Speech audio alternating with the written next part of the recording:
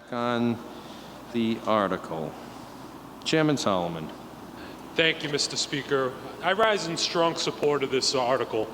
But what I especially want to point your attention to is page 58 of this article, which exempts feminine hygiene products. It's something that's been a long time coming, and I just wanted to thank Representative Ajello and Representative Blazejewski for shepherding this through the years, putting this in year after year. And I especially want to thank my good friend Christina Mora, who's up in the gallery, who's come many times to testify on this bill. So it's a great bill, a great article. I'm really excited to vote in favor of it. Thank you. Leader Filippi. Thank you, Speaker. I'd like to thank you for your work on Section 5 and Leader Fogarty for your work on Section 8. Thank you for asking me to co-sponsor that critical reform to our tax code.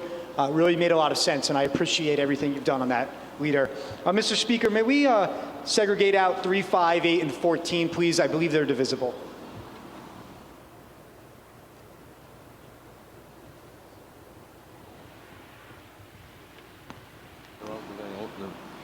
They are divisible, Leader. When we vote it, we will divide those out. Thank you, Speaker. Representative Fogarty. Thank you. I want to also comment on what Representative Solomon said. It's too bad that Joy Hearn wasn't here this year, because this is what Joy Hearn really, really liked one time on the Finance Committee. She happened to say that she really liked this bill and, got called up on it and told not to talk about it. So to Joy Hearn, I'm sorry you're not here to see this particular piece of the budget pass. My hat's off to you, Joy.